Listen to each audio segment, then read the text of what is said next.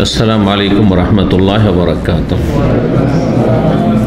إن الحمد لله نحمده ونستعينه ونستغفره ونعوذ بالله من شرور أنفسنا ومن سيئات أعمالنا من يهده الله فلا مضل له ومن يضلل فلا هادي له وأشهد أن لا إله إلا الله وحده لا شريك له وأشهد أن محمدا عبده ورسوله صلى الله تعالى عليه وعلى آله وصحبه وسلم تسليما كثيرا أما بعد।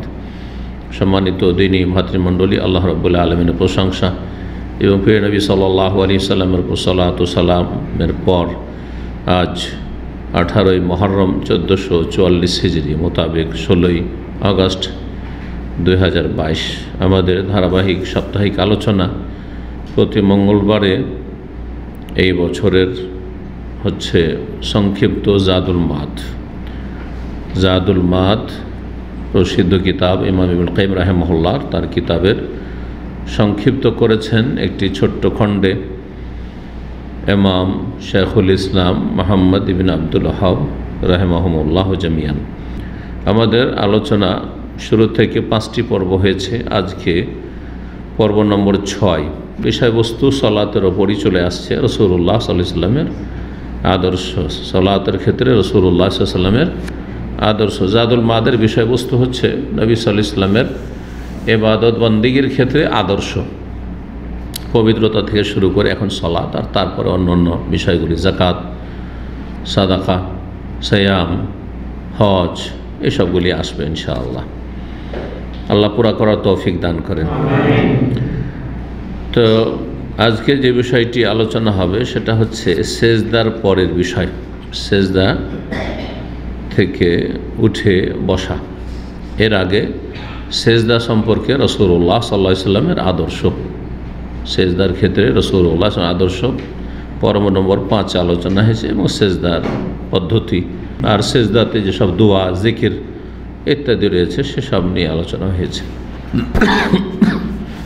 বলছেন লেখক, সুম্মা ইয়ারফাউ রাসাহু মুকাব্বিরান, অতঃপর মাথা উঠাবে তাকবীর দিয়ে। সিজদা থেকে মাথা উঠাবেন আল্লাহু আকবার তাকবীর দিয়ে। গায়রা রাফিন ইয়াদাইহি, কিন্তু হাত উত্তোলন করবেন না। যেমন রুকু থেকে যখন মাথা উঠিয়েছেন তখন কি বলেছেন? প্রথম কথা তাকবীর বলেননি, কি বলেছেন? সামি আল্লাহু লিমান হামিদা, ঠিক না? আর তার সাথে কি করেছেন? রফুল ইয়াদান করেছেন, মানে দুই হাত উঠিয়েছেন। এটি সুন্নত, এটি হচ্ছে সুন্নত। যারা করে না এটা, এই সুন্নত ছাড়ে। আর যত সুন্নাত কম হবে তত নেকি কম হবে। এই সুন্নতকে তার মনসুখ বা রহিত বলে, এটি ভুল তথ্য, এর কোনো প্রমাণ নেই। হানাফি মাযহাবে যে বলে রফুল ইয়াদান রুকুতে যাওয়ার সময়, রুকু থেকে ওঠার সময়, আর প্রথম তাশাহুদ থেকে ওঠার সময়, এগুলো মনসুখ রহিত, এটা একেবারে অবাস্তব, ভুল তথ্য। এর কোনো প্রমাণ কোনো হাদিসে নেই। জি, সুন্নাত, এখন সুন্নাত সে মাযহাবে স্বীকৃতি দেওয়া হয়নি, ইজতিহাদ হইতে পারে। ইমাম আবু হানিফা রাহিমাহুল্লাহর কাছে ওই হাদিসগুলি তখন সহিহ সূত্রে পৌঁছেনি। সেই জামানায় হাদিসের কিতাবগুলি এভাবে সংকলন হয়ে আসেনি। এখন যেমন একসাথে হাদিসের কিতাবগুলি পরে লেখা হয়েছে, তাহলে ছড়িয়ে ছিটিয়ে মানুষের কাছে ছিল, বিক্ষিপ্ত আকারে লেখা ছিল, না হলে বিক্ষিপ্ত আকারে মানুষের মুখস্থ ছিল। সেই যুগে মানুষ স্মৃতিশক্তির ওপর বেশি নির্ভর করত। জি, লেখার চাইতে বেশি মানুষ স্মরণ শক্তির ওপর বেশি নির্ভরশীল ছিল। কেউ 25-50টা হাদিস মুখস্থ রেখে, কেউ 1000টা রেখেছে, কেউ 500 রেখেছে, কেউ 100 রেখেছে, এভাবে মুখস্থ ছিল। আর গোটা মুসলিম জগতে তখনকার ছড়িয়ে ছিটিয়ে ছিল। তো একসাথে হাদিস পাওয়াটা অত সহজ বিষয় ছিল না। তো ইমাম আবু হানিফা রাহিমাহুল্লাহ যেহেতু ইরাকের মানুষ ছিলেন, কুফার, ইরাকে যেসব ওস্তাদ থেকে যতটা হাদিস পেয়েছেন, সেই হাদিস এবং আয়াতের আলোকে, কোরআন কারীমের আলোকে তিনি ইজতিহাদ করে ফতোয়া দিয়েছেন, ইজতিহাদ করে ফতোয়া দিয়েছেন। যেমন আমাদের অনেক আহলে হাদিস আলেমরা, আমরাও সেই যুগ পেয়েছি, ভারত বাংলাদেশে যেসব কিতাবগুলি ছিল সেসব কিতাবগুলি পড়তো। মযহাবধারীদের কথা বাদ দেন, হানাফিদের, আহলে হাদিসদের কথা বলি, যতগুলো কিতাব তাদের সামনে ছিল সেগুলি সামনে রেখে ফতোয়া দিত। যার ফলে আমাদের ওস্তাদের সবাই সালাম ফেরার পরে ফরজ সালাতে মোনাজাত পার্টি ছিল, সবাই মোনাজাত করতেন তারা, এবং আমাদেরকে ওইটাই শিখেছে। আমরা একযুগ করেছি। প্রথম আমার শিক্ষকতার জীবনে, আমার যেহেতু কয়েক বছর শিক্ষকতার জীবন আছে, মদিনা আসার আগে 4-4.5 বছর, তো তার মধ্যে 3 বছর নিজেই দোয়া করেছি 5 ওয়াক্ত। কারণ আমাদের কাছে তাহকিক ছিল না, আমরা 7 পুরুষ আহলে হাদিস। কিন্তু যেই সব কিতাব, এইসব তাহকিক গবেষণা আছে, সব কিতাবগুলি ভারত বাংলাদেশে ছিল না। যখন আস্তে আস্তে এই কিতাবগুলি পৌঁছিল, এই কিতাবগুলি আরব দেশে এসে যারা পড়ে গেল তারা নিয়ে গেল, অথবা এরা আরব দেশে যারা লেখাপড়া করে গেল তারা মশলাগুলি বলল, তখন মানুষের একটু টনক পড়লো যে দেখি তো বিষয়টা চিন্তা করে তো আসছে মোনাজাত, কিন্তু কোন হাদিস আছে? হাদিস তো খুঁজে পাই না। কোনো একটি হাদিসও নেই যে নবী সাল্লাল্লাহু আলাইহি সাল্লাম ফরজ সালাতের পরে দোয়া করছেন আর সাহাবীরা আমিন আমিন বলছেন। কোনো সহিহ হাদিস নেই, একটিও নেই। কিন্তু একটা কাজ যখন চলতে থাকে, সবাই সমাজই করে, আর এর বিপরীত গবেষণা বা কেউ মাথায় টনক দেওয়ার মতো থাকে না যে চিন্তা করে দেখেছেন কি বিষয়টি আসলে আছে কি না, তখন একটু টনক পড়ে যায়, দেখি তো তাহলে চিন্তা করে গবেষণা করে। এসব হয়নি আসলে। তারপরে একটা কাজ মানুষ যখন একটা ইবাদত করতে থাকে তখন ছাড়তে কষ্ট লাগে, সহজে ছাড়তে চায় না মানুষ। এটা খারাপ স্বভাব, আমি হই আর আপনি হই, মানুষ হচ্ছে অভ্যাসের দাস। ছাড়ার জন্য তাহলে তাকে উদার হইতে হবে, নিরপেক্ষ হইতে হবে, গোঁড়ামি বাদ দিতে হবে, অহংকার বাদ দিতে হবে। এতদিন করে এলাম, যদি এখন বলি যে না আমারটা ভুলতে ছোট হয়ে গেলাম, এসব বাদ দিতে হবে, অহংকার মুক্ত হইতে হবে, এত সহজ নয় আসলে ছাড়াটা। জি, ভুল কি অনেক সময় ভুল জানার পরও মানুষ ছাড়তে চায় না। একটা বেনামাজিকে বলেন, হ্যাঁ যে ভাই নামাজ পড়তে যান না কেন, চলেন আল্লাহর রাস্তায় একটু নামাজ পড়েন, নরম করে বলেন তো হয়তো কিছু বলবেন না। নামাজ পড়েন না কেন আপনি, যান আপনার কাজ করেন। ওকে কোনো খারাপ কথা বলেছেন, তারপর আপনাকে খারাপ জবাব দেবে, এটা মানুষের খারাপ স্বভাব। তো যাই হোক, কি বলছিলাম যে ইমাম আবু হানিফা রাহিমাহুল্লাহর কাছে হতে পারে রফায়ে দান হাদিস পৌঁছেনি, হয় পৌঁছেইনি আর না হলে সহিহ সূত্রে পৌঁছেনি। তখন তিনি বলেছেন যে রফায়ে দান শুধু তাকবীরে তাহরিমা সাহেব প্রথমখানে, সেটা তো আর শরীয়ত নাই। শরীয়ত হচ্ছে আল্লাহ কি বলেছেন আর রাসূলুল্লাহ সাল্লাল্লাহু আলাইহি ওয়াসাল্লাম কি বলেছেন।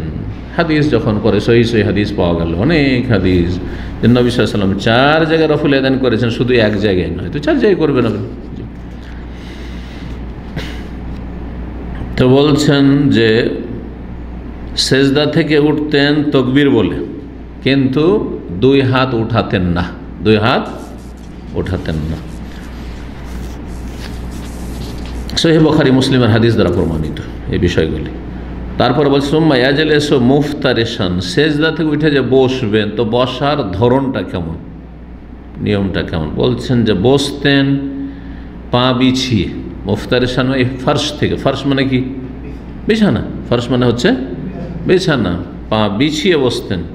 কোন পা বিছাইতেন? বলছেন ইয়াফতারিশু রিজলাহুল ইউসরা, বাম পা বিছিয়ে, বাম পা বিছিয়ে পায়ের ওপর নিতম্ব ভর দিয়ে বসতেন। ওয়াজলিসু আলাইহা, এবং বাম পায়ের ওপর বসতেন।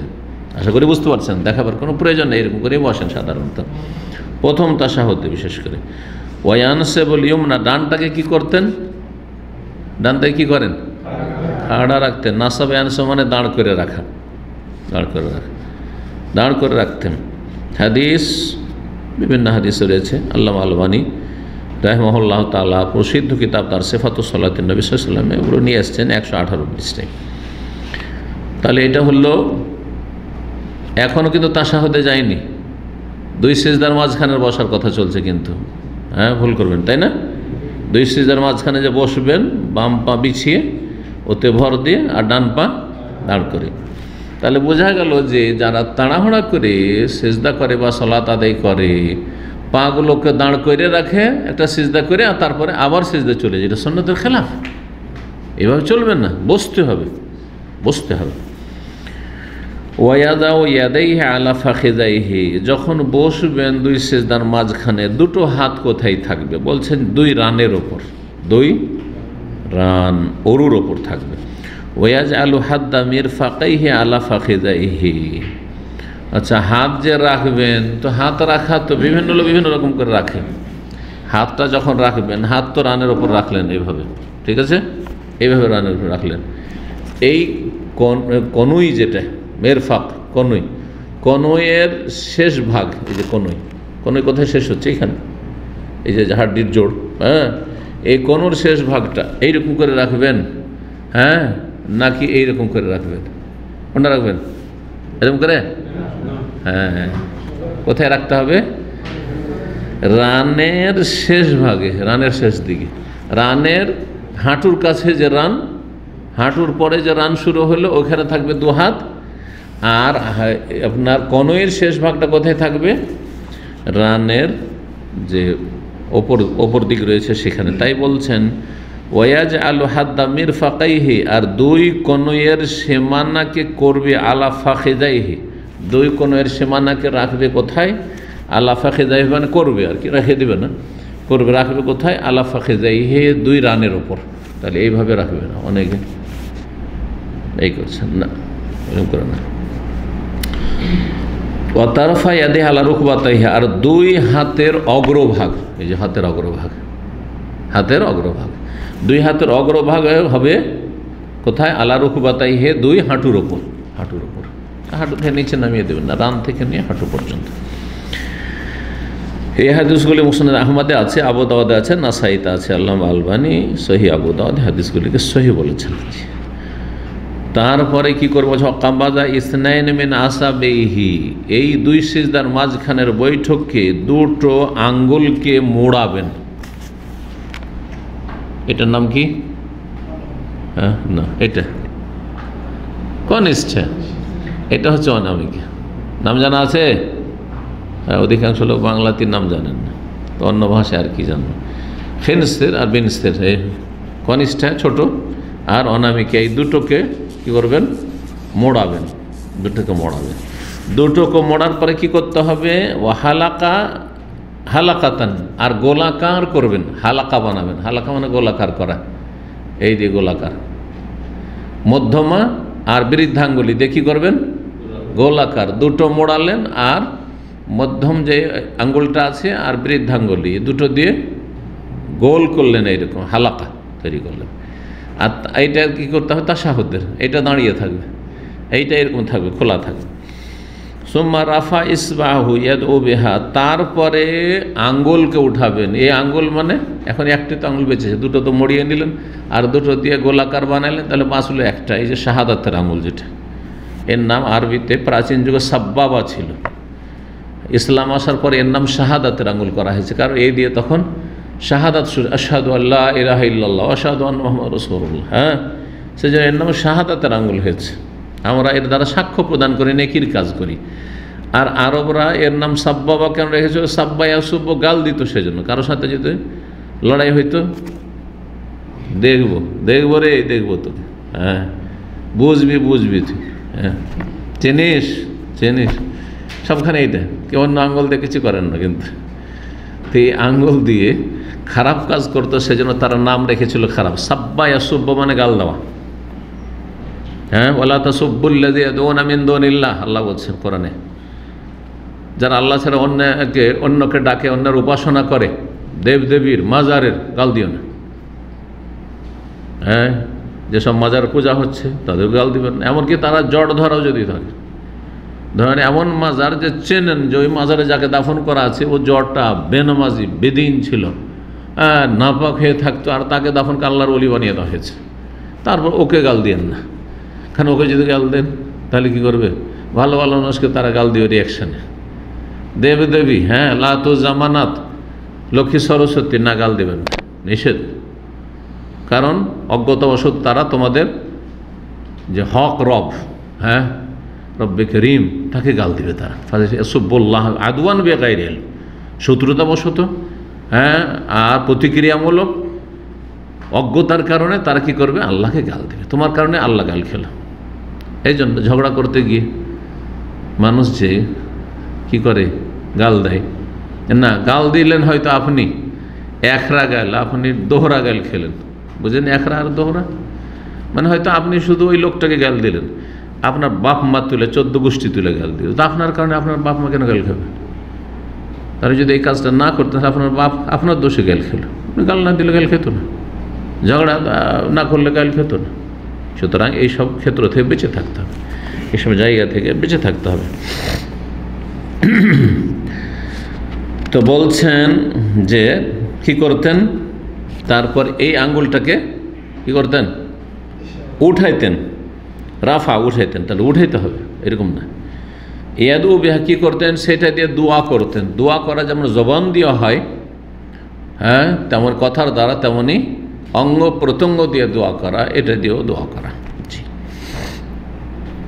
এর দ্বারা ইশারা করা, অন্য হাদিসে রয়েছে ইশারা করার কথা রয়েছে। ওয়ালা ইউহাররে কহা, আর সেটাকে হেলাবেন না, সেটাকে হরকত দেবেন, নাড়াচাড়া করবেন না। এখন নাড়াচাড়া মানে কি? নাড়াচাড়া মানে যদি বল নাড়াচাড়া, এইটা নাড়াচাড়া, এটা হতো না একটা নাড়াচাড়া, হরকত দাও, এইটা করবেন না, তাহলে হিলাইতে হবে না, তাহলে ধরে থাকতে হবে, শুধু ধরে থাকতে হবে এরকম করে, আর দোয়া করতে হবে। যে বুঝেছে ওইরকম সেই এরকম বুঝেছে। আর কেউ বলছেন না হেলানো মানে হচ্ছে এরকম, এরকম করবেন না, কারণ সহি হাদিস আছে ইউহার হিলাতেন, নবী সাল্লাল্লাহু আলাইহি ওয়াসাল্লাম দোয়া করতেন এবং হরকত দিতেন, হেলাতেন। তাহলে হেলানো সম্পর্কে, এই আঙ্গুল হেলানো সম্পর্কে 2 রকম হাদিস আছে, হেলাতেন আবার হেলাতেন না। এখন লেখক হেলাতেন নার হাদিস নিয়ে এসছেন, যদিও এটা কিন্তু তাশাহুদের বৈঠকে নয়। আর একটা মশলা বলবো যে এটা কি তাশাহুদের বৈঠকের ক্ষেত্রে নাকি 2 সিজদার মাঝের বৈঠকও এতে শামিল, আর একটা মশলা পরে আসছে। কারণ আজকে এক মশলাতে কয়েক মশলা ঢুকে আছে, হ্যাঁ, কথা বুঝতে পারছেন? তো প্রথম কথা এটা বুঝে নিই যে হাদিসে হেলাতেন এসছে আর হেলাতেন না এসছে, 2 রকম হাদিস। একদল বলছেন যে হেলাতেন না, এই হাদিস সহি নয়, জয়ীফ, দুর্বল, আর এটাই ঠিক। আর একদল বলছেন যে দুটো তো সমন্বয় করা যেতে পারে। সমন্বয় বোঝেন তো, জয়ীফ দুর্বল বলে উড়িয়ে দেবো না, বলবো যে দুটোতে কী করবো, কম্বাইন করবো, সমন্বয় করবো, দুটোকে মিলাও। হেলাতেন মানে এইভাবে হেলাতেন, হ্যাঁ, মানে যেটাকে অন্য হাদিসে ইউশিরু বিহা, দোয়া করতেন আর ইশারা করতেন, এটা ইশারা। আর হেলাতেন না মানে এইভাবে হেলাতেন না, এটা হেলাতেন। মাথা হেলানো এটাও ঠিক না, আর মাথা হেলানো এটাও, দুটোই তো মাথা হেলানো, ঠিক না? কিন্তু বাঙালি মাথা হেলানো আলাদা, আর কেরালা মাথা হেলানো আলাদা। যারা এখানে কেরালাদের সাথে থাকেন ওরা বুঝে, ঠিক না? এত তফসিল আর দুনিয়ার করা দরকার নেই। আমরা একরকম হেলে, ওরা আর একরকম হেলে।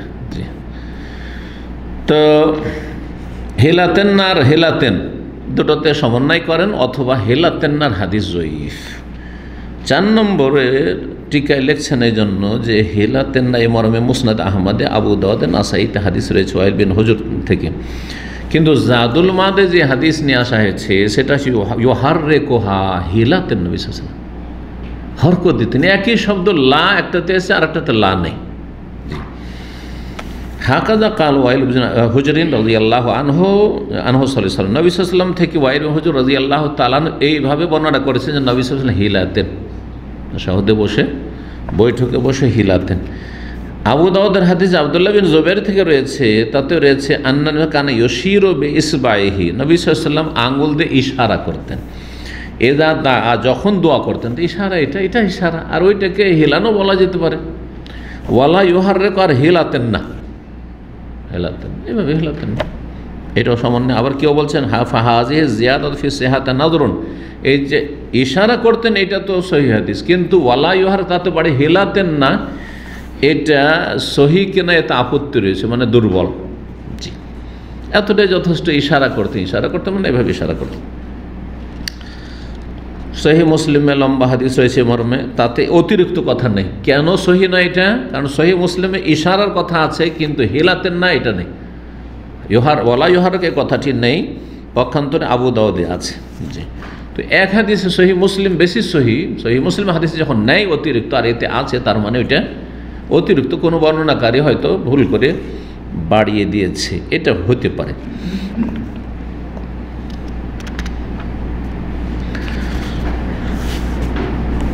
এখন আর একটা মশলা আছে, যেটা বলছিলাম যে এই যে আপনার দুটো আঙ্গুলকে এইভাবে মোড়ানো, আর তারপরে মধ্যমা আর বৃদ্ধা আঙ্গুলি দিয়ে গোলাকার করা, দায়রা করা, আর তারপরে ইশারা করা, এটা কি দুই সিজদার মাঝখানে নাকি শুধু প্রথম তাশাহুদ আর দ্বিতীয় তাশাহুদ? অধিকাংশ আইম্মায়ে কেরাম বলছেন যে এটা শুধু প্রথম তাশাহুদে আর দ্বিতীয় তাশাহুদে, এক কথায় প্রথম হোক আর শেষ তাশাহুদ হোক, তাশাহুদে। তো দুই সিজদার মাঝখানের বসাটি অল্প সময়ের বসা, আর তাতে বিশেষ ছোট্ট দোয়া রয়েছে দুই রকমের। এতে এটা নেই, এতে এইভাবে করার প্রয়োজন নেই, বড় রানেই রাখবেন, এইভাবে যেটা তরিকা এটা নেই, আর এতে ইশারা করাও নেই। কিন্তু যারা বলছেন আছেন, ওনাদের একজন হচ্ছেন ইমাম ইবনুল কাইয়িম রাহিমাহুল্লাহ, জাদুল মাদের লেখক, আর একজন বর্তমান যুগের বড় আলেম সৌদি আরবের শেখ ইমাম মোহাম্মদ বিন উসাইমিন। এই দুইজন বলছেন না, দুই সিজদার মাঝখানের বৈঠকেও এইভাবে বাঁধতে হবে আর গোলাকার করতে হবে। আর দুই সিজদার মাঝখানে বলবেন রব্বিগ ফিরলি রব্বিগ ফিরলি রব্বিগ ফিরলি, আল্লাহুম্মা গফিরলি ওয়ারহামনি ওয়াহদিনি ওয়াআফিনি ওয়ারযুকনি। আর কি শব্দ আছে বলতে পারেন? হ্যাঁ, এটা এই ক্ষেত্রে আছে ওয়াজবরনি ওয়ারফানি, আরও কিছু বাক্য দুটো আছে, আল্লাহুম্মা গফিরলি ওয়ারহামনি ওয়াহদিনি ওয়াআফিনি ওয়ারযুকনি, পাঁচটি। আর দুটো অন্য অন্য রিওয়ায়াতে রয়েছে ওয়াজবরনি আর ওয়ারফানি, ওয়ারফানি। জি, তো ওই দুটো মিলিয়ে যদি সবগুলি বলেন সাতটি, তাও ঠিক আছে। আর প্রসিদ্ধ যেটি হাদিস সেটি হচ্ছে যেটা আগে বললাম। আবার কোন রিওয়ায়াতে হয়েছে আল্লাহুম্মা গফিরলি ওয়ারহামনি ওয়াহদিনি, ওয়াজবরনি আছে, ওয়াআফিনি নেই। জি, এইভাবে আছে ওয়ারযুকনি যেমন আসছে। সুম্মা ইয়াকুলু, বলবেন কি দুই সিজদার মাঝখানের বৈঠকে? বলছেন অতঃপর বলবে বা বলতেন নবী সাল্লাল্লাহু আলাইহি ওয়াসাল্লাম, আল্লাহুম্মা গফিরলি, আল্লাহ তুমি আমাকে ক্ষমা করে দাও, মাফ করে দাও। এর চেয়ে বড় আর কি চান? এটাই কিন্তু আমরা খুব হালকা মনে করি, এত সহজ নয়, কিন্তু অন্তর থেকে হইতে হবে। আল্লাহর কাছে মাফ চেয়ে নিলেন, আর আল্লাহ মাফ করবেন না? মাফ চাইবেন তো? খালেস অন্তর থেকে যদি আল্লাহর কাছে ক্ষমা চান, অবশ্যই ক্ষমা করবেন। ক্ষমা চাওয়াতে যদি কোনো বাধা না থাকে, অবশ্যই মাফ করে। আল্লাহ মাফ করে দিলে তাহলে আর জাহান্নামে যাবেন না, ঠিক কি না? আল্লাহ মাফ করে দিলে আল্লাহ ধরবেন না দুনিয়া আখিরাতে। আল্লাহ যদি মাফ করে দেন, তো আপনার আমার পাপের কারণে দুনিয়াতে যে বালা মুসিবতগুলো আসে সেগুলি আসবে না। আল্লাহ তুমি আমাকে মাফ করে দেন।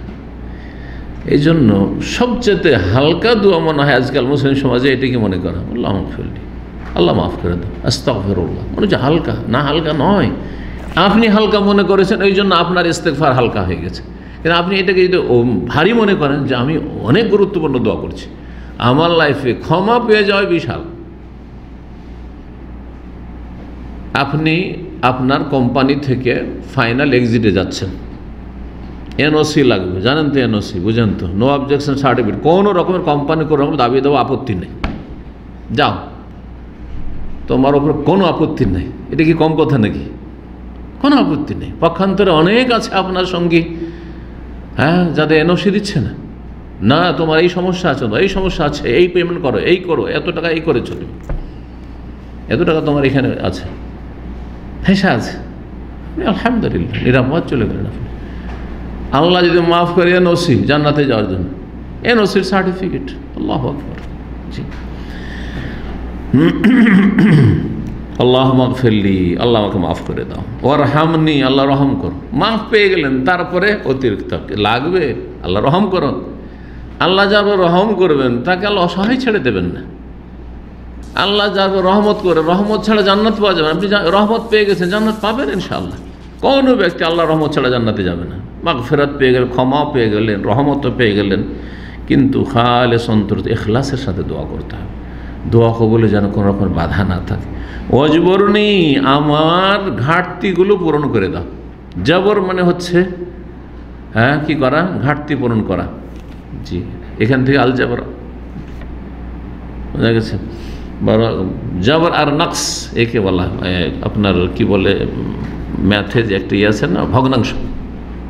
ভগ্নাংশ, জবর মানে ঘাটতি পূরণ করা, কথা বলছে। নকস মানে ঘাটতি, একের দুই মানে হাফে আছে, একের দুই, একের দুই। তো আর একের দুইয়ে একের দুই মানে হাফে হাফ মিলে কি হয়ে গেল? জবর হয়ে গেল, ঘাটতি পূরণ হয়ে গেল, এক হয়ে গেল। বুঝতে পেরেছেন? তো অজবরণী আল্লাহ, আমাদের কত ঘাটতি আছে, কত ত্রুটি আছে, ফরজে ত্রুটি, আচ্ছা, ফরজটা যদি পড়েন খুশুতে ত্রুটি, কত দিকে ত্রুটি রয়েছে, অমনোযোগী, অজবরণী, আল্লাহ ঘাটতি পূরণ করে দাও। ওয়াহদেনি, আর হেদায়াত করো। হেদায়াত নিশ্চিত, হেদায়াত মানে জান্নাতের রাস্তা, হেদায়াত মানে জান্নাতের রাস্তা। ওয়ারজুকনি, আর রিজিক দরকার, দুনিয়া আখেরাতের রিজিক, আখেরাতের রিজিক জান্নাত। রিজিক মানে অংশ, রিজিক মানে অংশ। আল্লাহ আমার অংশ আমাকে দাও, আমার অংশ জান্নাত, আমার অংশ সুখ শান্তি, আমার অংশ সুখ সুস্থতা। রিজিক মানে জনগণ, এমনকি সাধারণ মাদ্রাসা পড়ারও মনে করে রিজিক মানে পয়সা। হ্যাঁ, রিজিক মানে পয়সা, একেবারে ভুল অর্থ। আর রিজকের শাব্দিক অর্থই হচ্ছে আল হাজ্জু ওয়ান নসিব, নসিব, তো নসিব বলি বাংলাতে, আরবি শব্দ ওটা, অংশ, নিজের অংশ। আয়ু, সুস্থতা, এলেম, আমল, বিদ্যা, বুদ্ধি, হ্যাঁ, ধন সম্পদ, স্ত্রী, রিজিক, ছেলে মেয়ে রিজিক। এই জন্যই তো আল্লাহ জান্নাবিনা শাইতান, আমার জান্নাবি শাইতান নাকি মা রাজাক্তানা। এবার রেজাক্তানা এবার কি? স্বামী স্ত্রী সহজ করে পয়সা কোথায় পাওয়া যায়? মা রাজাক্তানা মানে রিজিক ওই ছেলে মেয়ের জরুরিয়া, যা আমাকে দেবে। যে শয়তানকে দূরে রাখো তা থেকে, আমাদের থেকেও, আর যা আমাদেরকে দেবে ছেলে মেয়ে। ছেলে মেয়ে রিস্ক, জি, বরং উত্তম রিস্ক। অরজুকনি, জীবনের প্রতিটি ক্ষেত্রে যা যাকে আল্লাহ দিয়েছেন, যা কিছু আছে সব রিজিক। অরজুকনি, এই হাদিস আবু দাউদে আছে, ইবনে মাজায়, মুস্তাদরাক হাকিমে রয়েছে। ইমাম হাকিম সহি বলেছেন, ইমাম জাহাবি তার সমর্থন করে সহি বলেছেন, আল্লামা আলবানী সহি বলেছেন। তারপরে যদি কেউ বলে না এই হাদিস দুই সিজদার মাঝখানে আল্লাহ মাগফিরলি ওয়ারহামনি ওয়াহদিনি ওয়াফিনি ওয়ারজুকনি জয়ীফ, এ কথা গ্রহণযোগ্য? যেই সে আপনার সহি জয়ীফের হুকুম লাগানো শুরু করে, অথচ কোনো যোগ্যতা নেই, এটা আল্লাহ হেদায়েত করুন। আজকাল সোশ্যাল মিডিয়ায় দেখবেন এরকম, হ্যাঁ, বিভিন্ন আলোচনায় অথবা কারো লেখনীতে অমুক হাদিসটা জয়ীফ। কতটা জ্ঞান আছে হাদিস জয়ীফের কায়দা কারণই জানো না তুমি, কথা বোঝা গেছে? তো এই হাদিস সহিহ, জি। ওয়াহাকাযা যাকারাহু ইবনে আব্বাস, এইভাবেই বর্ণনা করেছেন আব্দুল্লাহ বিন আব্বাস রাদিয়াল্লাহু তাআলা আনহুমা, নবী সাল্লাল্লাহু আলাইহি ওয়াসাল্লাম থেকে এই দোয়া। এখানে অজবর্ণী শব্দ এসছে, এটি যে হওয়ালাগুলি বললাম এতে রয়েছে। আর একটি রিওয়ায়াত যেটা, সেটাতে কি রয়েছে? ওয়াফেনি, আল্লাহ আমাকে নিরাপদ রাখো, আফিয়াত দান করো। আফিয়াতের অর্থ আরও ব্যাপক। আফিয়াত মানে জীবনের সার্বিক ক্ষেত্রে নিরাপদ থাকা, কথা বোঝা গেছে? সার্বিক ক্ষেত্রে, দিনের ক্ষেত্রে, দুনিয়ার ক্ষেত্রে, শরীরের ক্ষেত্রে, শরীর অঙ্গ প্রত্যঙ্গের ক্ষেত্রে, মানসিক ক্ষেত্রে, শারীরিক ক্ষেত্রে, ধন দৌলতের ক্ষেত্রে, ছেলে মেয়ে, আফিয়াত। জি, এই জন্য আব্বাস রাদিয়াল্লাহু তাআলা রাসূলুল্লাহ সাল্লাল্লাহু আলাইহি ওয়াসাল্লামের চাচা একবার বললেন যে, ভাতিজা, ইয়া রাসূলুল্লাহ, আমাকে একটি দোয়া শিখিয়ে দেন, আমাকে দোয়া শিখিয়ে দেন। বললেন, ইয়া আম্মে, হে চাচা, সালিল্লাহুল আফিয়া, তুমি আল্লাহর কাছে কি চাও? আফিয়াত চাও। আফিয়াত, রাস্তাঘাটে, ঘরে বাইরে, সব জায়গায় আফিয়াত। রাস্তায় চলতে চলতে ওপর থেকে কি পড়ে গেল, সুবহানাল্লাহ, গাড়ি ভিতরে আছে, হ্যাঁ, ভোগবিলাসের জীবনযাপন করেছিল, পিছিয়ে দিল, আল্লাহু আকবার, আফিয়াত ফিত তারিক, রাস্তাঘাটে আফিয়াত, আল্লাহ তুমি আফিয়াত দান কর। চলতে আছেন, কত বিচক্ষণ মানুষ চলতে আছে রাস্তাতে, অ্যাক্সিডেন্ট হয়ে, আমরা মনে করতাম যে হয়তো মূর্খ লোকেরা হয়তো এইরকম রাস্তাঘাটে চলতে গিয়ে কি হয়, দুর্ঘটনার শিকার হয়। বাংলাদেশ ইন্টারন্যাশনাল স্কুলের ভালো একজন টিচার, কয়েক বছর আগের ঘটনা, হয় নাকি জানেন হয়তো, এটা রাস্তা পারে, এ পারে গাড়ি রেখে ও পারে, আপনার বাংলাদেশ স্কুলের কাছে, এখানে ওই যে পার্কটার কাছে, এ পার থেকে ও পারে ফার্মেসিতে ওষুধ নিতে যাচ্ছে, একটা গাড়ি আসছে, ও খেয়ালই করেনি, গাড়িতে এসে মেরে দিল, সাথে সাথে মারা গেল। কথা বোঝা গেছে? আফিয়াত রাস্তাঘাটে, ঘরের ভিতরে, ঘরে থেকে এসিতে আগুন লেগে গোটা বাড়ি ঘর পুড়ে শেষ হয়ে যাচ্ছে, হচ্ছে না, হচ্ছে না? সুবহানাল্লাহ, আফিয়াত। তাহলে আফিয়াত কত গুরুত্বপূর্ণ। আপনি মনে করছেন বাড়িতে নিরাপদ, চোর থেকে ডাকাত থেকে নিরাপদ থাকলে অন্য কিছু থেকে নিরাপদ না, হ্যাঁ? কখন যখন বালা মুসিবত চলে আসে, আফিয়াত চলাফেরার ক্ষেত্রে, সাথী সঙ্গীদের ক্ষেত্রে, যেখানে আপনি কাজ করছেন, আফিয়াত, আল্লাহ বাঁচিয়ে রাখো। খারাপ লোকের অনিষ্ট থেকে বাঁচিয়ে রাখো। অনেক সময় আপনি খারাপ হতে চান না, কিন্তু ভালো মানুষকে খারাপ করে দেয়, ভালো মানুষকে খারাপ করে। যেমন দেখলেন দুই ভাই, এক ভাই আরেক ভাইকে খুন করে দিল, অথচ দুইজনও দাঁড়িয়েওয়ালা, আমি দেখে তো আউযুবিল্লাহ পড়ছি, আউযুবিল্লাহ, এত সুন্দর দাড়ি দেখে তো মনে হচ্ছে পাক্কা সালাফি। হ্যাঁ, আউযুবিল্লাহ। আর স্ত্রীর কথা শুনে নিজের ভাইকে দিল খুন করে। ইন্না লিল্লাহি ওয়া ইন্না ইলাইহি রাজিউন। আফিয়াত, স্ত্রীর অনিষ্ট থেকে আফিয়াত চাইছে, যে কোনো মানুষের, জিন ইনসানের অনিষ্ট থেকে আফিয়াত চাইছে। আল্লাহ তুমি নিরাপদ রাখো, কেউ যেন আমাকে খারাপ দিকে না নিয়ে যেতে পারে। অনেক সময় নিজে ভালো হতে থাকতে চেয়েও ভালো থাকা যায় না। আফিয়াত, আল্লাহ যদি আফিয়াত দেন তাহলে আপনি থাকতে পারবেন। আপনাকে ঝামেলা বাঁধাতে চায় আপনার সাথে, জবরদস্তি আপনাকে ওই রকম জায়গায় নিয়ে যাবে যেখানে আপনার পরিস্থিতি খারাপ হয়ে মারামারি হয়ে যাবে। না, আল্লাহ আফিয়াতে রাখো।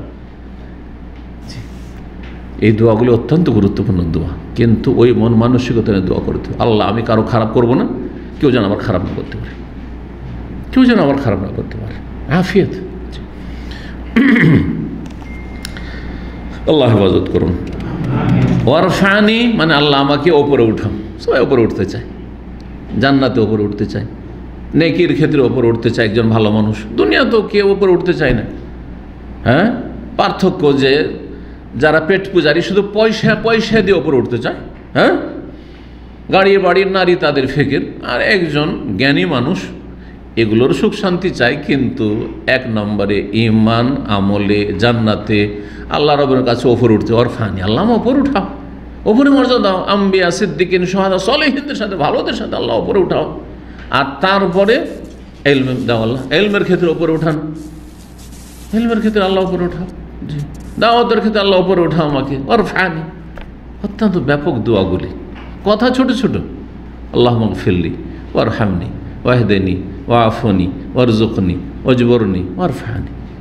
ছোট ছোট দোয়া, কয়েক সেকেন্ড মাত্র লাগলো, কিন্তু কতগুলি জিনিস বা কত গুরুত্বপূর্ণ বিষয়গুলি চাইলেন যদি বুঝে চান। এই জন্য বুঝে সালাত আদায় করা, বুঝে দোয়া পড়া, অর্থ অনুধাবন করে। আর না বুঝ বান্দা শুধু মন্ত্র পড়াতে আসমান জমিনের পার্থক্য রয়েছে। আল্লাহ আমাদেরকে বুঝার তৌফিক দান করেন। ইলম শেখার ক্ষেত্রে আল্লাহ রাব্বুল আমাদেরকে যেন আগ্রহী করে দেন। ওয়াজাকার হুযায়ফা আনহু, তবে সাহাবী হুযায়ফা রাদিয়াল্লাহু তাআলা আনহু নবী সাল্লাল্লাহু আলাইহি ওয়াসাল্লাম থেকে উল্লেখ করেছে, আন্নাহু কানা ইয়াকুল, তিনি বলতে, আল্লাহুম্মা গফিরলি, আল্লাহুম্মা গফিরলি, আল্লাহুম্মা গফিরলি। অথবা অন্য রিওয়ায়াতে রয়েছে কি, রব্বিগফিরলি, রব্বিগফিরলি। যত দোয়া কোরআন হাদিসে রয়েছে, হয় আল্লাহুম্মা দিয়ে, আর না হলে রব্বে বা রব্বানা দিয়ে। রব্বে এক বচন, রব্বি ছিল আসলে, আর রব্বানা হে আমাদের রব। এই হাদিস জাদুল মাদানী এসছে রব্বিগফিরলি দিয়ে, কিন্তু এখানে লেখক মোহাম্মদ আব্দুল্লাহ রাহিমাহুল্লাহ আল্লাহুম্মা নিয়ে আসছেন, কিন্তু হাদিসে রব্বিগফিরলি, তাই বলছেন যে জাদুল মাদে রব্বিগফিরলি ওয়া হুয়া হাদিসুন সহিহ হাদিস। রব্বিগফিরলি যদি শুধু বলেন তাহলে 3 বার বলবেন, রব্বিগফিরলি, রব্বিগফিরলি, রব্বিগফিরলি।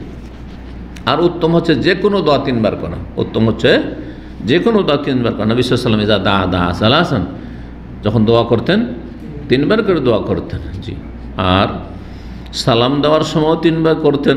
এখন এর ব্যাখ্যা বিভিন্ন রকম করা হয়েছে। হ্যাঁ, না শুনলে, কেউ শুনলো না, সালাম আলাইকুম, শুনলো না, আপনি সাথে সাথে বলবেন না, এই সালামে জবাব দিলেন না কেন ভাই, সালাম আলাইকুম, আবার দেন 3 বার। হ্যাঁ, অথবা কারো বাড়িতে গেছেন, দরজায় নক করছেন, সালাম আলাইকুম, সালাম আলাইকুম আদখুল, হাদিস আছে, 3 বার করে সালাম দেন আর নক করেন, প্রবেশ করব কি, বা যদি বেল থাকে তো বেল দেন সালামের সাথে। আর যদি জবাব না আসে 3 বার সালাম দেওয়ার পর, তাহলে সেখান থেকে ফিরে চলে আসেন। অথবা যদি বলে ওয়াইন কিয়ালাকুম ফারজিউ, যদি বলা হয় যে না এখন সময় নেই, ফিরে যান, তাহলে ফিরে যান। আজকাল আছে কি আপনাদের মধ্যে, আমার বাসাতে গেটে এসছেন আর যান এখন ফিরে যান, সময় নেই, আর সেন্টারে আসবেন, মানে বুকে হাত রেখে বলতে হবে, মানে এখন মাসলা বলছি সেই জন্য নয়। মন মানসিকতাটা আমাদের কত সংকীর্ণ হয়েছে। এটা কোরআন সূরা নূরের আয়াত, আল্লাহ বলছেন ওয়াইন কিলা লাকুম মুরজিউ ফারজিউ। আপনার নিজের মায়ের পেটের ভাইয়ের বাড়ি গেছেন, আর গেটে বলছে যে এখন সময় নেই ভাই, এখন রেস্টের সময় তুমি যাও, ঘুরে আসো, পরে আসো, জীবনে সম্পর্ক রাখবেন না মনে হয়। আর যদি ভাইয়ের স্ত্রী যদি বলে, তাহলে তো কি যে করবেন মনে হয়, ফিতনা ফাসাদ লাগিয়ে দেবেন। হ্যাঁ, ওর বাপের বাড়ি, হ্যাঁ, আমার ভাইয়ের বাড়িতে আমাকে ঢুকতে দেবে না, ওই এরকম কথা। হ্যাঁ, অথচ কোরআন শিখিয়েছে এটা। সুবহানাল্লাহ। নবী সাল্লাল্লাহু আলাইহি ওয়াসাল্লামের চরিত্র কি ছিল? কি ছিল? কোরআন। কানা খুলুকুহু সাল্লাল্লাহু আলাইহি ওয়াসাল্লাম আল কোরআন। কোরআনের বাস্তবায়ন। কোরআন মানে কি? কোরআনের প্রতি আমল করা। আমি তো ওইটাই বলছি। কোরআন বলছে ফিরে যাও, ফিরে যাও। অফিসের উদাহরণ দিই, অফিসে আছি, ব্যস্ত আছি, আর যদি আসে আসসালামু আলাইকুম, একটু কথা বলতে চাই, যান, ফিরে যান, পরে আসবেন। বলবেন খুব অহংকারী লোক, ফতোয়া দিয়ে দিবেন আপনি, ঠিক না? অথচ আপনি বুঝবেন না যে আমি কোন ব্যস্ততাতে আছি, অথবা এটা শরীয়ত আমাকে অধিকার দিয়েছে, এটা আপনাকেও দিয়েছে, আপনাকেও দিয়েছে। আমি যদি ক্লিনিকে যাই আর যদি ভিড় থাকে আর ডাক্তার বলে যে এখন ফিরে যান, এখন সময় হয় না, এখন আমার সময় হয়ে গেছে উঠার, তাই ঝগড়া লাগিয়ে দেবো নাকি? ঠিক ওই রকমই। জি। কিন্তু আলেমদের ক্ষেত্রে মনে করেন যে আমাদের হক আছে, ডাক্তারের কাছে কিন্তু এই হক দেখান না, কিন্তু ওখানে পয়সাও দিয়ে আসছেন।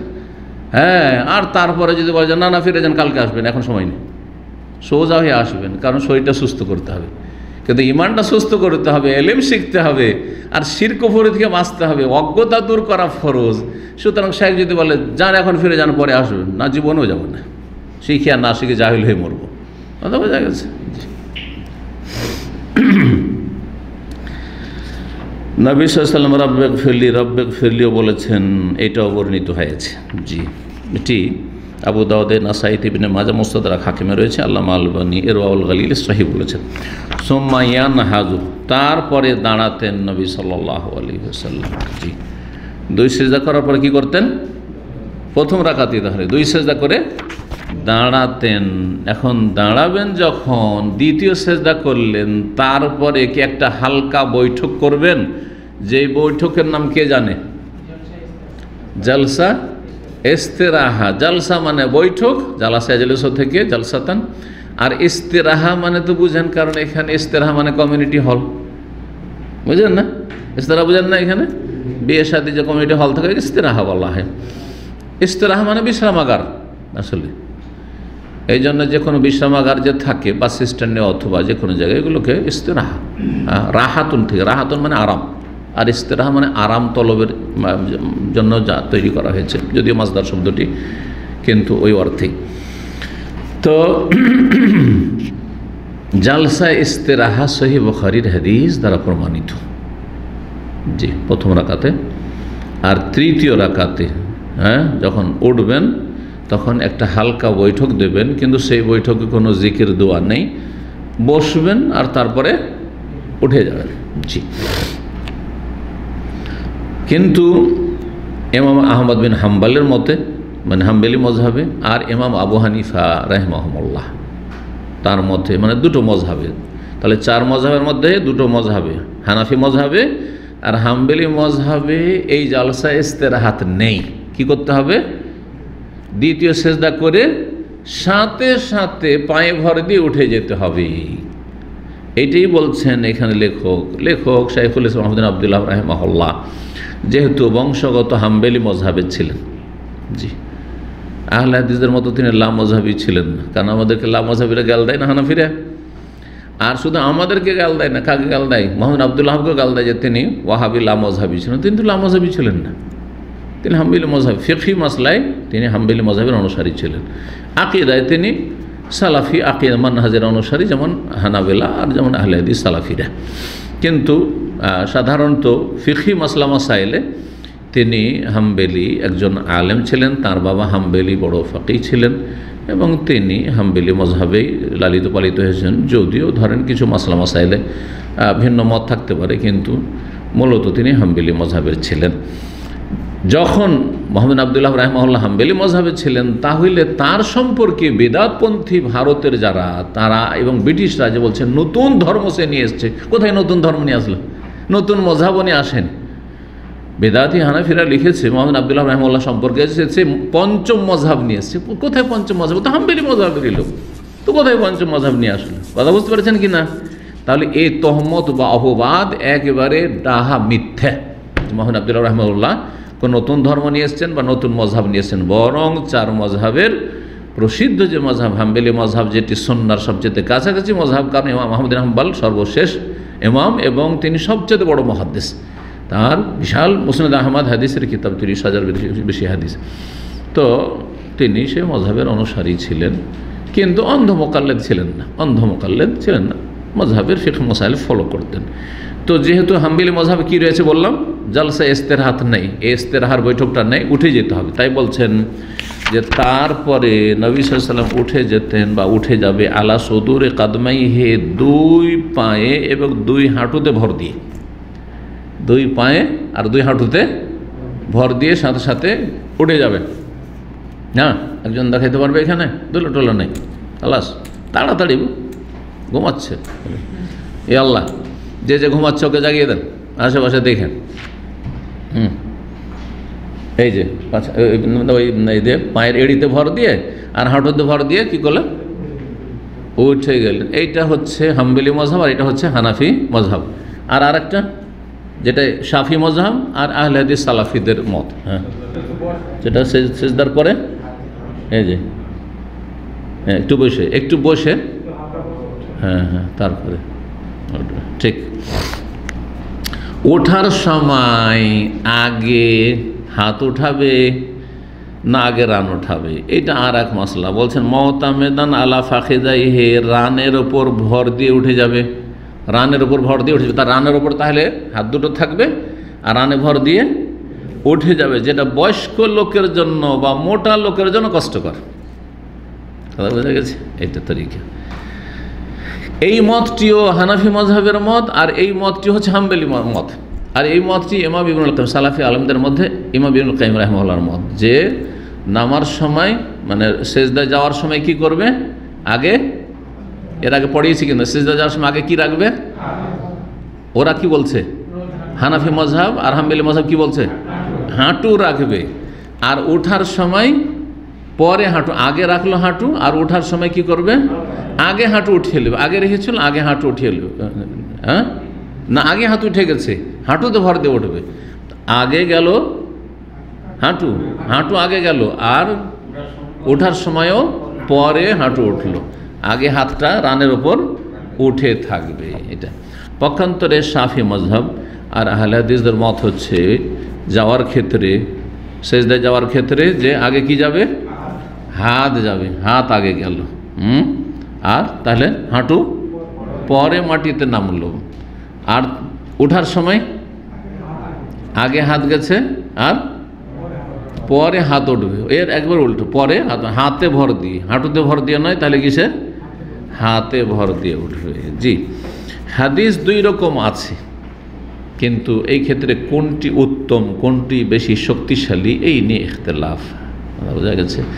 আর উটের মতো বসিও না, এর ব্যাখ্যাতে ইখতিলাফ, যা বিস্তারিত গত আলোচনাগুলিতে করেছি যে উটের মতো মানে কি।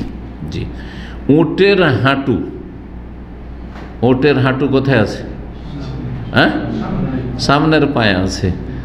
হ্যাঁ, তো যারা বলছে উটের হাঁটু সামনের পায়ে আছে, ফালায়াবরক কামায়াবরকল বাইরে, উটের মতো বসবে না, তার মানে হাঁটু কি করবে না? আগে রাখবেন না, কি রাখতে হবে তাহলে? হাত রাখতে হবে। কথা বোঝা গেছে? এটা হচ্ছে শাফি মত, আহলে হাদিস মত। এটা আল্লামা আলবানী এটাকে সহি বলছেন। আর হাম্বলি আর হানাফিরা বলছেন উটের মতো বসবেন না। উট কি করে যখন বসে? আগের পা রাখে, আর আমাদের আগে কি আছে? দুই হাত আছে, সুতরাং আগে হাত রাখিও না, কি রাখো? হাঁটু রাখো। বোঝার ব্যাখ্যার ভুলে মাসলায় ইখতিলাফ হয়ে গেছে। কথা বোঝা গেছে? জি হ্যাঁ। সুতরাং এগুলো নিয়ে বাড়াবাড়ি এমন বিষয় নাই। আর আমি ইবনুল কাইয়িম রাহিমাহুল্লাহ বিশেষ করে একজন মুহাক্কিক গবেষক, আর তিনি সালাফি আলেম হওয়া সত্ত্বেও এই মাসলা এভাবে বুঝেছেন, এই জন্য কখনো কখনো এরকমটাও করি। হ্যাঁ, কিন্তু বেশিরভাগ আমল যেটা আমি বেশি সহি মনে করি সেটাই করি। সেটা হচ্ছে আগে হাত যাবে, আর ওঠার সময় পা আগে উঠবে, আর পরে পরে হাত উঠবে না, হাতে ভর দিয়ে উঠবে না। হাতে ভর দিয়ে উঠা, আগে হাত রাখা আর হাতে ভর দিয়ে ওঠা, এটা বয়স্ক এবং মোটা লোকের জন্য সহজ, ঠিক না? এই জন্য আচ্ছা, হাম্বলিরা এই হাদিস, অথচ ইমাম আহমদ বিন হাম্বল হাদিস পেয়েছেন, তারপরে কেন নেননি? বলছেন যে না, নবী সাল্লাল্লাহু আলাইহি ওয়াসাল্লাম প্রথম জালসা ইস্তেরাহার মশলা আছে। জালসা ইস্তেরাহা, যেটা ইস্তেরাহা বিরতির বা বিরামের বৈঠক। জালসা ইস্তেরাহা মানে হচ্ছে বিরামের বৈঠক। বিরামের বৈঠকটা বলছেন হাম্বলিরা যে এটা নবী সাল্লাল্লাহু আলাইহি ওয়াসাল্লাম যখন বয়স হয়ে গেছিল আর শরীরটা একটু ভারী হয়ে গেছিল, তখন একটু বসে উঠতেন। কারণ যুবকরা যেভাবে ধাই করে উঠে যাবে, সেজদাতে উঠলো আর তারপর এভাবে উঠে গেল, বয়স্ক লোকদের বা ভারী লোকদের জন্য ওঠাটা একটু কষ্টকর। তাহলে এটা নবী সাল্লাল্লাহু আলাইহি ওয়াসাল্লামের বয়স হয়ে যাওয়ার কারণে বা শরীর ভারী হওয়ার জন্য করেছেন, এটা সুন্নত হিসাবে তিনি করেননি, এটা হাম্বলি এবং হানাফিরা বলছে। কিন্তু এটা তাদের বুঝ, এটাকে কারোর উপরে চাপিয়ে দেওয়া যায় না। এটা তো হাদিসে নেই যে নবী সাল্লাল্লাহু আলাইহি ওয়াসাল্লাম যখন বয়স হয়ে গেছিল, শরীরটা ভারী হয়ে গেছিল, সেই জন্য হাতে ভর দিয়ে উঠতেন বা সেই জন্য করতেন, কি বলে জলসা ইস্তেরাহাত করতেন, এমন কথা তো নেই। কথা বোঝা গেছে না? তো এগুলোকে বলে ইজতিহাদি মাসলা। আমার বুঝ এটা এই হাদিস থেকে, কিন্তু জরুরি না যে আমার বুঝটাই উদ্দেশ্য শরীয়তের। আমার বুঝটাই হচ্ছে নিশ্চিত ওহী। এই কথাটা যদি আমরা ব্রেনে রাখি, তাহলে আমাদের মধ্যে মযহাবি গোঁড়ামি আসবে না, মযহাবি গোঁড়ামি আসবে না এবং সংকীর্ণতা থেকে মুক্ত থাকতে পারবো। ফাইদা নাহাদা, যখন দাঁড়িয়ে যেতেন সিজদা থেকে, তার দুই সিজদা করে কি করলেন? দাঁড়িয়ে গেলেন। দাঁড়িয়ে যাওয়ার ইফতাতাহাল কিরাআতা, কিরাআত তেলাওয়াত শুরু করে দিতেন। জি, তেলাওয়াত আস্তে করে বিসমিল্লাহ, জোরে নয়, আর তারপরে সূরা ফাতিহা শুরু করে। ওয়ালা ইয়াসকুত, চুপ থাকতেন না। দ্বিতীয় রাকাতে যখন উঠলেন, কিছুক্ষণ নীরব থাকবেন, এমন করবেন যেমন প্রথমে তাকবীর তাহরিমার পরে কিছুক্ষণ নীরব থেকেন, যে নীরবতায় কি পড়েছেন? সানা ইস্তিফতার দোয়া পড়েছেন। জি, কামা ইয়াসকুতু ইনদাল ইস্তিফতা, যেমন ইস্তিফতার সময় মানে প্রথম সালাত শুরু করার সময় তাকবীর তাহরিমার পরে কিছুক্ষণ চুপ থেকেছেন, যেই চুপ থাকায় নীরবতায়, চুপ মানে জোরে কিছু পড়েননি, কিন্তু এমনি চুপ থাকেননি। সালাতে কোথাও কিন্তু চুপ থাকা নেই। একটি মশলা সবসময় মনে রাখবেন, সেখানে আল্লাহ কথাটি স্পষ্ট করে দিয়েছেন যে সালাতে আমরা অনেকেই চুপ থাকি। ইমামের একটু পরে গিয়ে মসজিদে পৌঁছেছি আর দেখছি যে উনি আত্তাহাত শুরু করে দিয়েছেন, আল্লাহু আকবার, আত্তাহাত তো গেলাম, কিন্তু চিন্তা করলাম আমার তো এটা আত্তাহাতের জায়গা নেই। তখন অনেকে কি করে? চুপ করে দাঁড়িয়ে থাকে। বা ইমাম জোহর আসরে লম্বা সূরা শুরু করেছে, লম্বা সূরা শুরু করেছে, যখন পড়ছেন তখন তো শুনছেন মাগরিব এশারিগুলো সালাতে, কিন্তু জোহর আসরে তা শুনছেন না। আর মুক্তাদির কাজ হচ্ছে কি? সানা পড়ার পরে সূরা ফাতিহা, সূরা ফাতিহা পড়ার পরে চুপচাপ দাঁড়িয়ে আছেন, অথচ হতে পারে যে উনি হালাত হাদিসুল কাশিয়া শুরু করে দিয়েছেন। হ্যাঁ, 1 মিনিট 2 মিনিট 3 মিনিট 5 মিনিট হয়তো লম্বা তেলাওয়াত করেছেন, কিন্তু আপনি চুপ হয়ে দাঁড়িয়ে আছেন, এটা শরীয়ত নয়। এই ক্ষেত্রে বেশ কিছু হাদিস রয়েছে যে সাহাবাই কেরামগণ রাদিয়াল্লাহু তাআলা আনহুম নবী সাল্লাল্লাহু আলাইহি ওয়াসাল্লামের পেছনে জোহর আসরের সালাতে অন্য অন্য সূরাও মিলাতেন, পড়তেন। কথা বোঝা গেছে?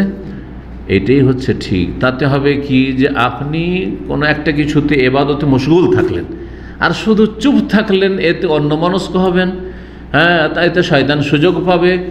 আর সালাত মানে কোনো না কোনো একটা ইবাদতে আছেন আপনি, শুধু শারীরিক ইবাদতে না, শারীরিক ইবাদতের সাথে সাথে বাচনিক ইবাদতে আছেন আপনি। সালাতে কিন্তু 2 রকম ইবাদত আছে, বরং 3 রকম ইবাদত আছে। একটা হচ্ছে অন্তরের ইবাদত, কলবি ইবাদত, যেটা হচ্ছে অন্তরের মনোযোগী খুশু। আর একটা হচ্ছে কর্মগত আমলগত ইবাদত, সেগুলো হচ্ছে অঙ্গ প্রত্যঙ্গ, দাঁড়ানো, রুকু, সেজদা, বৈঠক, এই যে করছেন, এগুলো ইবাদত আপনার। এই যে রফা দান করছেন, ইবাদত। আর একটা হচ্ছে বাচনিক কথাগত ইবাদত, কথাগত সবসময় চলতে থাকে। হয় শুনবেন ইমামের যেটা শোনার, যেমন তেলাওয়াত, সূরা ফাতিহা পড়ে নিয়ে শুনছেন, তখন শুনবেন, তাহলে আর পড়বেন না। আর যদি না শুনেন তাহলে কিছু না কিছু আপনি সূরা আয়াত পড়তে থাকবেন। এইরকমই আত্তাহাত শেষ তাশাহুদে, শেষ তাশাহুদে অনেকে আত্তাহাত পড়ে নিচ্ছেন, তারপর দুরূদ পড়ে নিয়েছেন। আর দোয়ায়ে মাসুরা মানে তো একটাই বা 2টা মুখস্থ আছে, হ্যাঁ, ওই 2টো পড়ে নিয়ে চুপচাপ বসে আছেন। অথচ ইমাম হয়তো খুব পরেজগার মানুষ, সুন্নতি তরিকায় পড়ে, হ্যাঁ, যদিও আজকাল পাওয়াটা খুব মুশকিলই আছে। তো দেখা যাচ্ছে বেশ কিছু দোয়া ইমাম পড়তে আছে, আপনি ভাবছেন আমার তো কোর্স শেষ হয়ে গেছে। না, আপনি দোয়া পড়তে থাকেন, সালাম ফিরা পর্যন্ত আপনি দোয়া পড়তে থাকেন, এটা হচ্ছে তরিকা, চুপ থাকবেন না। জি, আজকে আলোচনার ব্যাখ্যা লম্বা হয়ে গেছে, সুতরাং আমরা মনে হয় আর বেশি এগিয়ে যেতে পারবো না। আর একটু আলোচনা করে নিই, সেটা হচ্ছে সুম্মা ইউসাল্লি সানিয়া কাল উলা, 1 রাকাত হয়েছিল, তাই না? দ্বিতীয় রাকাতটা প্রথম রাকাতের মতোই আদায় করবেন। ইল্লা ফি আরবাতে আশিয়া, প্রথম রাকাত আর দ্বিতীয় রাকাতের মাঝে পার্থক্য হচ্ছে 4টি বিষয়। একটা গুরুত্বপূর্ণ বিষয় আলোচনা করেছেন। 4টি ক্ষেত্রে প্রথম আর দ্বিতীয় রাকাতে কি আছে? পার্থক্য আছে। এক, সুকুত, নীরবতা। প্রথম রাকাতে তাকবীরে তাহরিমের পরে কিছুক্ষণ নীরব ছিলেন, চুপ ছিলেন, মানে সানা পড়ছিলেন, ইস্তেফতাহ দোয়া পড়ছিলেন, আল্লাহ বাইদ বাইনি পড়ে আর সুবহানাকা পড়ে, ইন্নী ওয়াজহাতু পড়ে পড়ছিলেন মনে মনে। কিন্তু দ্বিতীয় রাকাতে চুপ থাকবেন না, উঠে কি শুরু করবেন? হ্যাঁ, সূরা শুরু করবেন, সূরা ফাতিহা। ওয়াল ইস্তেফতাহ, আর আরেকটি পার্থক্য হচ্ছে ইস্তেফতার দোয়া, যেটা হচ্ছে সলাৎ শুরু করার দোয়া। ইস্তেফতাহ মানে সলাৎ শুরু করা, ফাতাহ ইফতাহ মানে শুরু করা, জি। ইস্তাফতাহ মানে শুরু করা, আরম্ভ করা। ফাতাহ মানে খোলা, আর ইস্তাফতাহ মানে শুরু করা। ইস্তেফতার দোয়া হচ্ছে ওই যে আল্লাহ বাইদ বাইনি বা সুবহানাকা আল্লাহুম্মা হামদিকা ওয়া তাবারাকা ইসমুকা ওয়া তাআলা জাদ্দুকা লা ইলাহা গায়রুকা, প্রথম রাকাতে ওইটা আছে আর দ্বিতীয় রাকাতে নেই, পার্থক্য। তৃতীয় হচ্ছে তাকবীরে তাহরিমা, প্রথম রাকাতে কি আছে? তাকবীরে তাহরিমা আছে, যেটা গোটা সলাতের রুকুন ফরজ, ওইটা ছুটলেন সলাতই হবে না। আর দ্বিতীয় রাকাতে তাকবীরে তাহরিমা নেই, তাকবীরাতুল ইন্তেকাল আছে, ওই যে সেজদাতে উঠলেন আল্লাহু আকবার, ওইটাই, কিন্তু উঠে গিয়ে আবার আল্লাহু আকবার বা কিছু এরকম কিছু নেই। 4 নম্বর হচ্ছে ওয়া তাতওয়িলুহা, রাকাত লম্বা করা। প্রথম রাকাত লম্বা হবে দ্বিতীয় রাকাতের তুলনায়, প্রথম রাকাত কি হবে? লম্বা হবে দ্বিতীয় রাকাতের তুলনায়। ফাইজা জালাসা লিত্তাশাহুদ, তারপরে যখন দ্বিতীয় রাকাত পড়ে তাশাহুদে বসবেন, ওয়াদা ইয়াদাহুল ইউসরা আলা ফাখিযিহিল আইসার, বাম হাতকে বাম রানের উপর রাখবেন। ওয়াদাহুল ইউমনা, ডান হাতকে ডান রানের উপর রাখবেন, আলা ফাখিযিহিল আইমান। ও আশারা বিসাবা, নবী সাল্লাল্লাহু আলাইহি ওয়াসাল্লাম এরকমটা করতেন। নবী সাল্লাল্লাহু আলাইহি ওয়াসাল্লামের আদর্শ বয়ান করা হচ্ছে। নবী সাল্লাল্লাহু আলাইহি ওয়াসাল্লাম কী করতেন? যখন বসতেন তাশাহুদে, ডান হাতকে ডান রানের উপর রাখবেন, মানে বাম হাতকে বাম রানের উপর রাখতেন, আর ডান হাতকে ডান রানের উপর রাখতেন। ও আশারা বিসাব্বাবা, এই যে সাব্বাবা এখানে বলেছেন, সাব্বাবা আঙ্গুল দিয়ে কি করতেন? শাহাদাতের আঙ্গুল দিয়ে ইশারা করতেন। এখানে ইশারা, এটা হচ্ছে ইশারা। ইশারা কোনো খাস জায়গায়, এগুলো সব ইজতিহাদ, কোনো দলিল নাই। যারা বলেছে বিশেষ একবার, প্রথম কথা একবার, আর বিশেষ জায়গায় বলছে কখন? বলছে আশহাদু, শাফি মাযহাব বলছে যখন আশহাদু বলছেন, মুখে বলছি আশহাদু আর আঙ্গুলে বলছি আশহাদ, আশহাদুর সময়। আর হানাফি মাযহাব বলছেন না, হ্যাঁ, আশহাদু আল্লা ইলাহা ইল্লাল্লাহ, ইল্লাল্লাহর সময়। কথা বোঝা গেছে? এগুলো সব ইজতিহাদ, যে আচ্ছা আঙ্গুলটা কোন জায়গায় উঠানো উচিত। বলছে ইল্লাল্লাহ যখন বলছি আল্লাহ এক, ইল্লাল্লাহ তখন এটা। আর কেউ বলছে না, যখন আশহাদু আমি সাক্ষী দিচ্ছি মুখে, তখন এই আঙ্গুল দিয়েও সাক্ষী দিচ্ছি। কিন্তু কোনো দলিল নেই। দলিলে কি আছে? নবী সাল্লাল্লাহু আলাইহি ওয়াসাল্লাম দোয়া করতে থাকতেন আর ইশারা করতেন। আর এখানে যে সেগাটি রয়েছে মাজি ইস্তেমরারি, ইস্তেমরার মানে কন্টিনিউয়াস, যেটা টেন্স, একটা টেন্স আছে ইংলিশ গ্রামারে কি আছে? কন্টিনিউয়াস, হ্যাঁ, সেটা করতে থাকতেন, করতে থাকতেন, জি হ্যাঁ। তো ওইটা তাই বলছেন ইশারা করতেন। ওয়াকান লায়ান সেবহা নাসবান, সেটা করে খাড়া করে দিতেন না, এরকম একদম খাড়া করে, এরকম নাই। ওয়ালা ইউকিমুহা, সেটাকে দাঁড়ো করে দিতেন না এরকম, আর এইভাবে সোজাও এরকম করতেন না। বল ইয়াহনিহা শাইআন ইয়াসিরান, হালকা সেটাকে মুড়াতেন, এরকম ঝুঁকাইতেন, হালকা ঝুঁকাইতেন এরকম। এই হালকা ঝুঁকানোর যে এটা রয়েছে বর্ণনা, এখানে ফিকহি মাসাইল শেখ মুহাম্মদ আব্দুল ওয়াহাব রাহিমাহুল্লাহ বর্ণনা করেছেন। এই মর্মের যে দলিলটি রয়েছে সেটা জয়ীফ অবশ্য। ওয়ালা ইউহাররিকু, আর হিলাতেন না, মানে এরকম হিলাতেন না, হিলাতেন না। ও ইয়ারফাউহা, উঠাতেন, ইয়াদু বিহার দোয়া করতেন, উঠাইতেন, উঠিয়ে রাখতেন, আর কি করতেন? ইয়াদু বিহা, ওর দ্বারা দোয়া করতেন, জবানও দোয়া করছেন আর আঙুল দিয়েও দোয়া করছেন। আর কি করতেন? ওয়ারমি ওয়াসারাহু ইলাইহা, দৃষ্টি নিবদ্ধ রাখতেন এর উপর। দৃষ্টিটা কোথায় থাকবে? এই আঙ্গুলের দিকে থাকবে, যেটা রানের উপর আপনার রাখা আছে, এইটাই করতেন নবী সাল্লাল্লাহু আলাইহি ওয়াসাল্লাম। ওয়ায়াবসুতুল ইউসরা, বামটাকে, বাম হাত আপন জায়গায় থাকতো, রানের উপর এইভাবে রাখা থাকবে। ওয়াতাহামালু আলাইহা, আর বাম দিকে একটু কিন্তু ঝুঁকে, যখন বৈঠকে বসেন দেখবেন ডান দিকে তো বাম দিকে একটু মানুষ কি থাকে? ঝুঁকে থাকে। তো যখন বসবেন তখন তাশাহুদে এর উপরে যেন খানিকটা ভর আছে, বাম হাত রানের উপর দিয়ে ওর উপরে যেন খানিকটা ভর আছে, এইভাবে বসতেন। তারপর আলোচনা করে সেফাতু জুলুসি, বসার পদ্ধতি। এখানে আজকের আলোচনা শেষ করছি, যেহেতু দীর্ঘ সময় হয়ে গেছে। বাকি ইনশাআল্লাহ তাআলা আগামী দিনগুলোতে পুরা করব। আল্লাহ যেন তৌফিক দান করেন, আল্লাহ আপনাদেরকে ভালো রাখেন এবং সমস্ত অনিষ্ট বালা মুসিবত থেকে আল্লাহ হেফাজতে রাখেন। সাল্লাল্লাহু সাল্লাম আলা নবিয়িনা মুহাম্মদ ওয়া আলা আলিহি ওয়া সাহবিহি আজমাইন।